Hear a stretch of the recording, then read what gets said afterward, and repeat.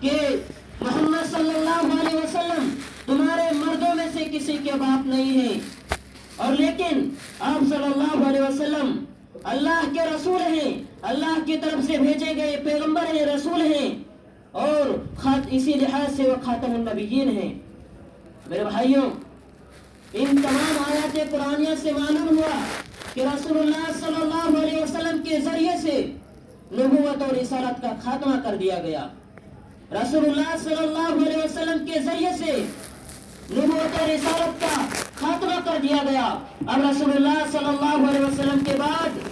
کوئی بھی اس کائنات کے اندر نبی اور رسول آنے والا نہیں ہے، اور نبی کریم صلی اللہ علیہ وسلم کے آ جانے کے بعد اب جو شخص بھی نبوت اور رسالت کا دعویٰ کرتا ہے یا کرے گا تو یقیناً وہ کذاب اور دجال ہوگا، وہ جھوٹا ہوگا،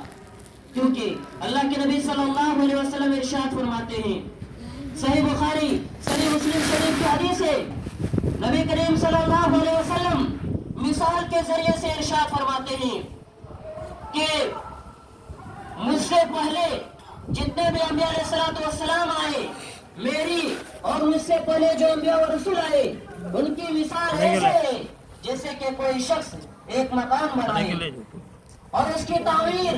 نہایت ہی خوبصورتی کے ساتھ کرے، اسے خوب اچھی طرح سے سجائے، اسے خوب سنوارے، لیکن اس کے کونے میں ایک اینٹ کی جگہ خالی چھوڑ دے، پھر اس کے بعد لوگ اس کا چکر لگائیں، لوگ اسے دیکھنے کے لیے آئے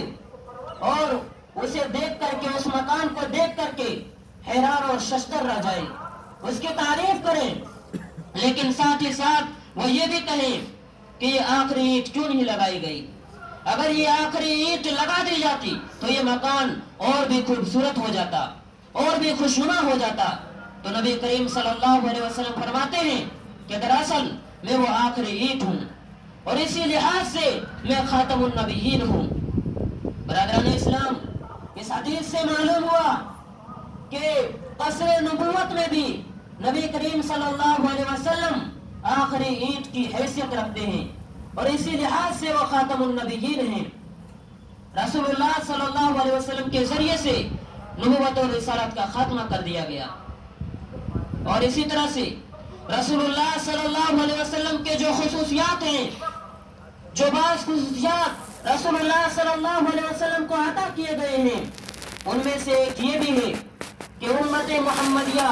دیگر تمام امتوں میں سب سے افضل اور بہترین امت ہے۔ نبی کریم صلی اللہ علیہ وسلم کی امت سابقہ تمام امتوں کے مقابلے میں سب سے افضل اور بہترین امت ہے۔ اللہ رب العالمین نے اپنے کلام مجید کے اندر سورۃ البقرہ کے اندر ارشاد فرمایا، وَكَذَلِكَ جَعَلْنَاكُمْ أُمَّةً وَسَطًا لِتَكُونُوا شُهَدَاءَ عَلَى النَّاسِ وَيَكُونَ الرَّسُولُ عَلَيْكُمْ شَهِيدًا۔ اللہ رب العالمین نے اس آیت کریمہ کے اندر ارشاد فرمایا کہ اور ہم نے اسی طرح سے آپ کو سب سے افضل امت قرار دیا، امت وسط کے لقب سے ملقب کیا۔ وَكَذَلِكَ جَعَلْنَاكُمْ أُمَّةً وَسَطًا لِتَكُونُوا شُهَدَاءَ عَلَى النَّاسِ، تاکہ تم لوگوں پر گواہ بن جاؤ، وَيَكُونَ الرَّسُولُ عَلَيْكُمْ شَهِيدًا، اور رسول آپ پر گواہ ہو جائیں۔ برادران اسلام، اسی طرح سے اللہ رب العالمین نے اپنے کلام مجید کے اندر امت محمدیہ کو بہترین امت قرار دیتے ہوئے ارشاد فرمایا، کنتم خیر امت اخرجت للناس تأمرون بالمعروف وتنہون عن المنکر وتؤمنون باللہ، کہ تم بہترین امت ہو، کنتم خیر امت اخرجت للناس، جو لوگوں کے لیے نکالی گئی ہو، جو لوگوں کے لیے پیدا کی گئی ہو، تأمرون بالمعروف، تم لوگوں کو بھلائیوں کا حکم دیتے ہو، لوگوں کو اچھائیوں کی طرف بلاتے ہو، وتنہون عن المنکر، اور لوگوں کو برائیوں سے روکتے ہو، لوگوں کو برے کام سے بچاتے ہو، روکتے ہو، وتؤمنون باللہ، اور تم اللہ رب العالمین پر ایمان رکھتے ہو۔ برادران اسلام، اس آیت کریمہ کے اندر غور کریں کہ اللہ رب العالمین نے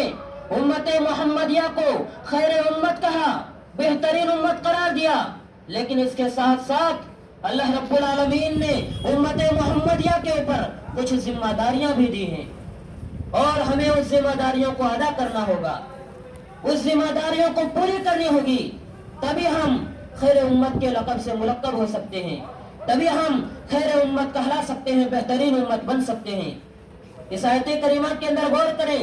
کہ اللہ رب العالمین نے 3 چیزوں کو بیان کیا ہے۔ اس آیت کریمہ کے اندر 3 چیزوں کا تذکرہ کیا گیا ہے۔ وہ 3 چیزیں کیا ہیں کہ خیر امت ہم کب بن سکتے ہیں؟ جب ہم لوگوں کو بھلائیوں کا حکم دیں گے، لوگوں کو اچھائیوں کی طرف بلائیں گے، لوگوں کو نیکی کے راستے کی طرف بلائیں گے۔ یقیناً اگر ہم لوگوں کو نیکی کے راستے کی طرف نہیں بلاتے ہیں، لوگوں کو بھلائیوں کی طرف نہیں بلاتے ہیں، لوگوں کو اچھائیوں کی طرف نہیں بلاتے ہیں، تو یقیناً ہم خیر امت کے مصداق نہیں بن سکتے، اس آیت کریمہ کے مصداق نہیں بن سکتے۔ اسی طرح سے دوسری چیز اللہ رب العالمین نے اس آیت کریمہ کے اندر ارشاد فرمایا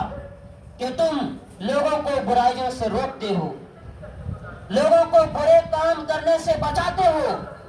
لوگوں کو برے راستے سے روکتے ہو۔ تو یقیناً اگر یہ چیز بھی ہمارے اندر نہیں پائی جاتی ہے، اگر ہم لوگوں کو برے راستوں سے نہیں بچاتے، اگر ہمارے آنکھوں کے سامنے برائیاں ہوتی ہیں اور ہم خاموش ہو جاتے ہیں، ہم اس برائی کو نہیں روکتے ہیں، تو یقیناً ہم اس آیت کریمہ کے مصداق نہیں بن سکتے، ہم خیر امت نہیں بن سکتے۔ اور تیسری چیز اللہ رب العالمین نے فرمایا کہ تم اللہ رب العالمین پر ایمان رکھتے ہو۔ اللہ رب العالمین پر مکمل طور سے ایمان لانا، جب یہ 3 چیزیں ہمارے اندر موجود ہوں گی، ہمارے اندر پائی جائیں گی، تبھی ہم خیر امت بن سکتے ہیں اور بہترین امت بن سکتے ہیں۔ اسی طرح سے میرے بھائیوں، صحیح بخاری شریف کی حدیث ہے، اللہ کے نبی صلی اللہ علیہ وسلم ارشاد فرماتے ہیں، راوی حدیث حضرت عبداللہ بن عمر رضی اللہ تعالیٰ عنہ، وہ فرماتے ہیں کہ رسول اللہ صلی اللہ علیہ وسلم نے ارشاد فرمایا کہ تمہاری مدت سابقہ تمام امتوں کے مدت کے مقابلے میں اتنی ہے جتنی کہ نماز عصر سے غروب آفتاب تک ہوتی ہے۔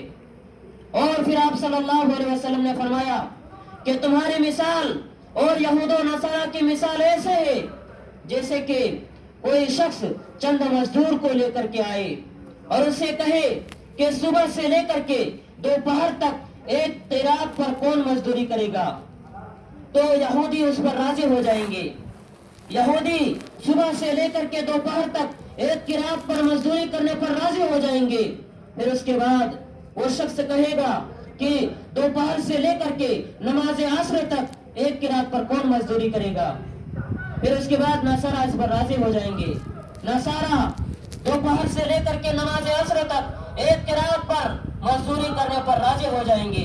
پھر اس کے بعد وہ شخص کہے گا کہ نماز عصر سے غروب آفتاب تک 2 قرات پر کون مزدوری کرے گا۔ نبی کریم صلی اللہ علیہ وسلم فرماتے ہیں کہ خبردار، وہ تم ہی ہو جو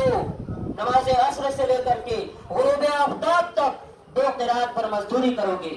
یعنی تمہارا اجر دگنا ہے، تمہارے لیے ڈبل ثواب ہے۔ پھر اس کے بعد یہود و نصارہ اس پر غضبناک ہو جائیں گے اور کہیں گے کہ ہم نے